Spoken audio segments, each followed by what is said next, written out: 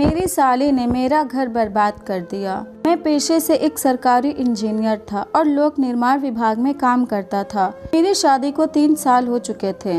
मैंने ये शादी अरेंज मैरिज से की थी, क्योंकि घर से दबाव था कि शादी माता पिता की मर्जी से ही होनी चाहिए।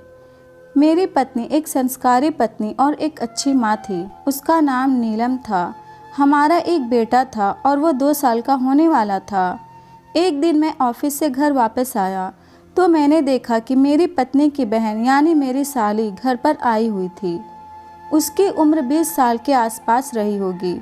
उसका नाम नीलू था और वह दिखने में बहुत हसीन और खूबसूरत लग रही थी। मेरी पत्नी ने बताया कि नीलू को स्कूल से 1 महीने की छुट्टी मिली है, इसलिए वो अपनी छुट्टियां यहीं हमारे साथ गुजारेगी। मैंने कहा अच्छी बात है और कंखियों से उसे देखते हुए अपने कमरे में चला गया। आज ऑफिस में बहुत काम था, इस कारण मैं काफ़ी थका हुआ था, इसलिए बेड पर लेटते ही मुझे नींद आ गई। दूसरे दिन सुबह सवेरे नीलू मेरे लिए ब्रेड चाय लेकर आई। मैं अभी नींद में था। जब वो मेरे पास चाय देने आई तो मुझे लगा कि यह मेरी पत्नी नीलम है। मैंने उसे पकड़कर अपने पास कर लिया और उसके साथ मजाक करने लगा। वो भी मेरा साथ देने लगी। फिर जैसे ही मैंने आंखें खोलकर देखा तो यह नीलू थी। अपनी साली को देखते ही मैंने तुरंत उसे छोड़ दिया और उससे माफ़ी मांगी। उसे इस तरह पकड़कर अपने पास करने से मेरे पूरे शरीर में तो बिजली सी दौड़ गई थी। इस बात को ना तो मैंने किसी से कहा, ना ही मेरी साली ने, और बात आई गई हो गई। फिर दूसरे दिन मैं ऑफिस से थोड़ा जल्दी फ्री हो गया था, इसलिए घर जल्दी वापस आ गया। उस वक्त मेरी पत्नी बच्चे को लेकर मार्केट गई हुई थी। मुझे लगा शायद मेरी साली नीलू भी उसके साथ गई हुई है, क्योंकि घर में कोई भी नहीं दिखा। मैं अपने कमरे में आया और कपड़े बदलकर सीधा वॉशरूम में चला गया।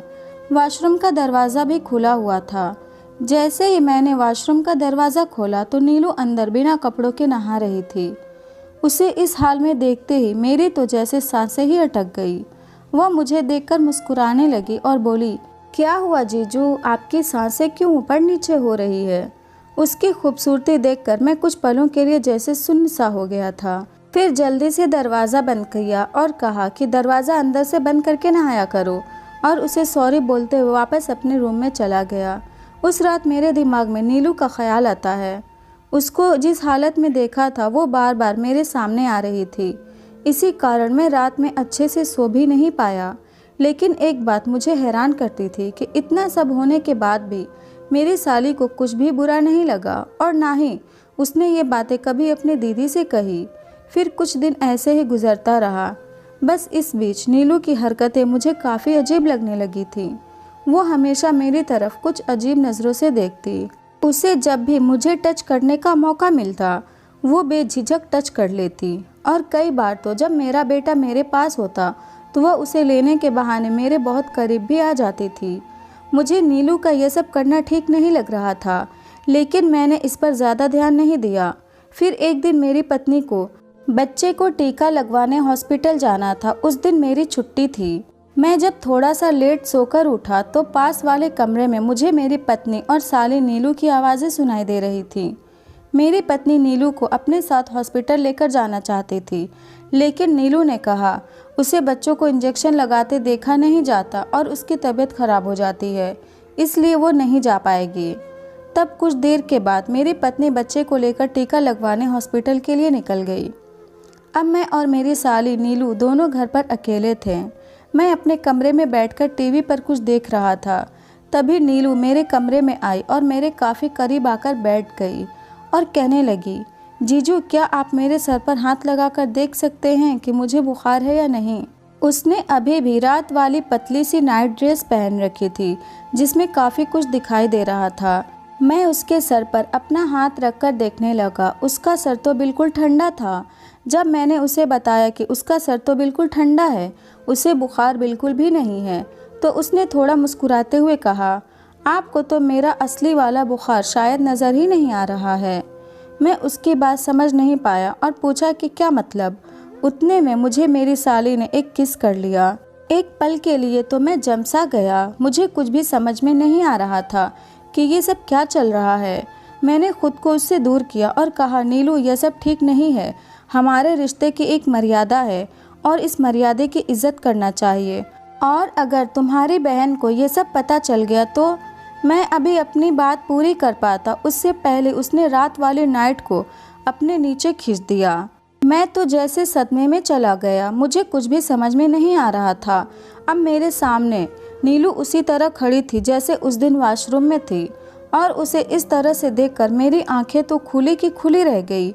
एक तो वो वैसे ही बहुत हसीन थी, ऊपर से इस हाल में देखना मेरे लिए तो नज़र हटाना मुश्किल हो गया था। फिर वो मेरे करीब आई और बोली कि जीजू इसमें गलत क्या है? जब मुझे कोई दिक्कत नहीं है तो आपको इसमें क्या दिक्कत है? अब मैं निशब्द हो गया और मैं ना चाहते हुए भी खुद को उसके करीब जाने से रोक नहीं पा रहा था। फिर उसने मुझसे मजाक करना शुरू कर दिया, जो कि मुझे भी अच्छा लग रहा था।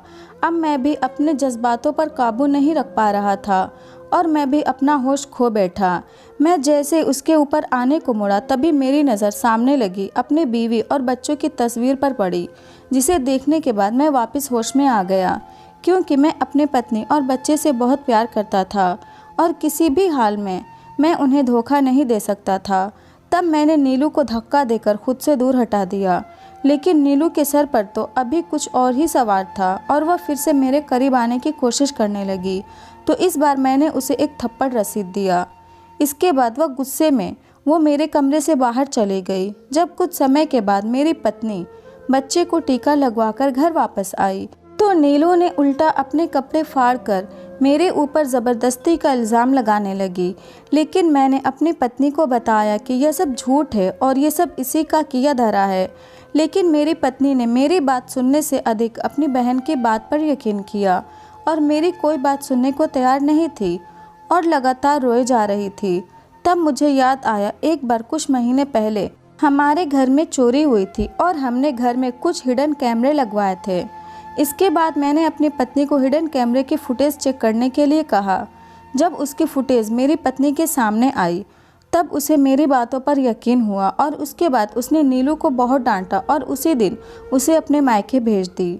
अगर वह कैमरा की फ़ोटोज़ न मिलती तो हो सकता था कि हमारा घर तबाह हो जाता।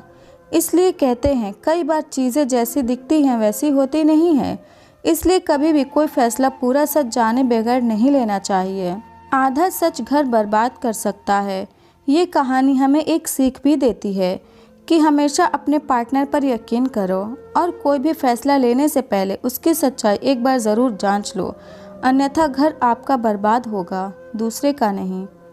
अगर ये स्टोरी आपको अच्छी लगी तो इस वीडियो को लाइक करें और नए हैं तो इस चैनल को भी सब्सक्राइब करें।